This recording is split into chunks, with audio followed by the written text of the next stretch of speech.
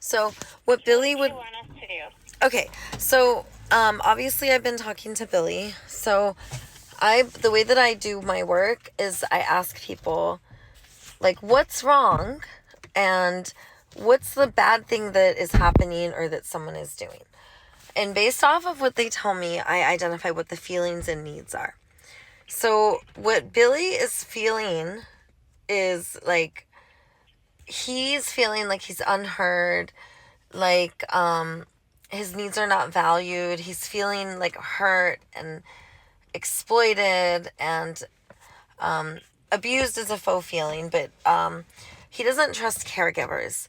So what Billy wants is he wants emancipation. He's 14 and a half.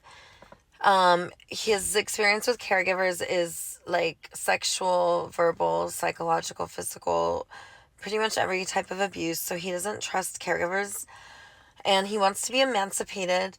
He's fine having like a legal guardian, but he wants to be housed at something like a homeless shelter. He's been in touch with Homeboy Industries and and Spy is a safe place for youth. They work in Venice Beach, California, and everyone wants to help Billy. Marcus with Spy, I can give you his phone number. He wants to help house Billy. Would you be willing to take his phone number and call him? I'll take his phone number. Okay, thank you. I'm kind of like the one who brings everyone together and gets everyone's needs met. What needs do you guys have, and how can I help to meet your needs and support you? So I actually cannot talk to you about Billy's case at all, but I can get the information from you. I can give you all the information you need in that court case. I will just support you by being as truthful and transparent as possible, and I will support you by giving you whatever it is that you tell me will be most life affirming. How does that sound? Okay, so do you want to give me Marcus's phone number? Yes, I want to give you Marcus's phone number, and I also want to give you the police officer's phone number that is involved. Okay. Okay, great. Okay, Marcus with Safe Place for Youth is 424-428-0726. Uh-huh. And the police officer informed that Billy is in my care. They watch him under the surveillance. They know what time he comes. They came at 7 in the morning, and he left after these people attacked him. And I don't know what physical violence he experienced besides being yanked out in his sleep and doused with water. I saw his blankets were soaking wet and they were in the sand, and where he was sleeping was all stomped with sand, like someone had stomped through. The child was accused of stealing the person's phone he was just hanging out with. So the whole group came over absolutely enraged, wanting to attack Billy. And I went out and was able to diffuse the situation and get them to leave, but I was not able to get Billy to stay. Billy took off. So when the authorities came in the morning, he was not there. What was that? Okay. So he's not with you now? I do not know his location. The last time I saw him was at the skate park. Okay. Billy is choosing to hang out and be sober, as far as I know, except he is smoking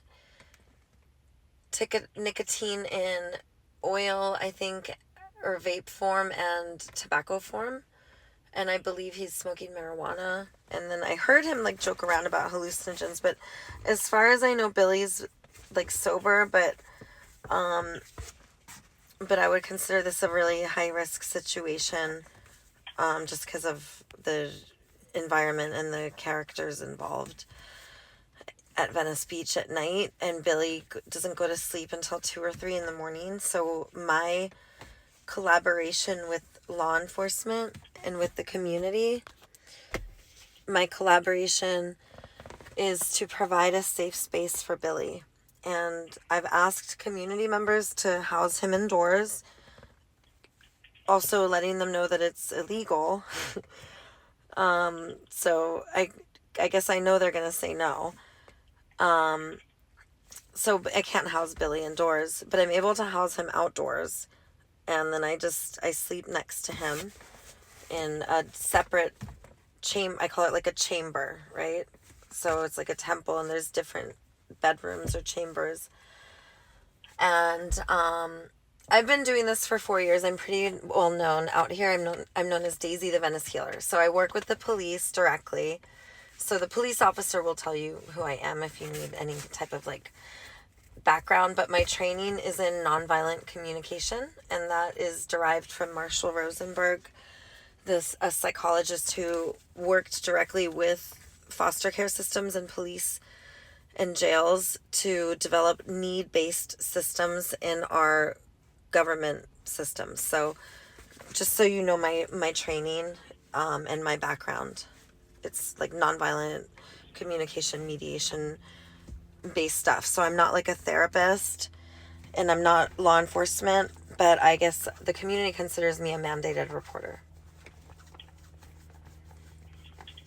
Okay. I have certifications in hypnotherapy, yoga instruction. I'm a licensed CMT. I have multiple trauma healing, communication, different types of like psychology trainings, like personal development type things. But all of my work is volunteer. So you guys could feel free to reach out to me for anything. Actually, in Venice Beach, because I deal with missing persons all the time. And the same weekend, Billy ended up at my temple. I had a teenage girl, like 16 years old, with a baby. So stuff like this comes to me a lot. So where is your temple? So it's not in one place? I move it around, and it's called like Healing Arts Dojo, and we're on our way to becoming a 501c3. We were working with a 501c3 called Oasis Network, but they lapsed. So we're creating our own 501c3, which is going to be called A Call to Love. So right now, I'm just kind of like my own person. But just so you know that, like, there's a bunch of people who help me and support me, and one of my friends has gotten Tracy Park involved, and I can give you her phone number because Tracy Park and her are texting each other directly. So if you want to talk to Tracy Park, I can give you Mary's phone number and she could put you in touch with Tracy, because everyone wants this kid off the beach. Tracy Park had them come to the beach and Billy ran away from them. And Billy trusts me. So you have my phone number. So if you would just include me in the collaboration, Billy trusts me enough to stay at my temple, and I'm responsible for most of his needs. I make sure he gets fed. I take him to different locations to get baths, to get showers, to get clothing. So I've been the one who's been working directly with all the caregivers and social workers and calling his attorney, and I'm on the phone with you. And so I want you to see me as an asset and as like, not as an informant, but as like, we're all working together because we all want the same thing.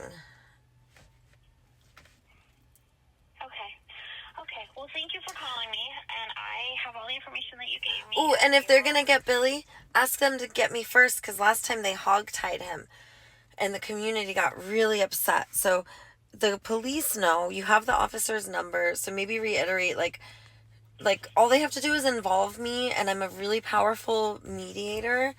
So like if the social worker can't come out, like they should have me go, because I have a rapport with the child.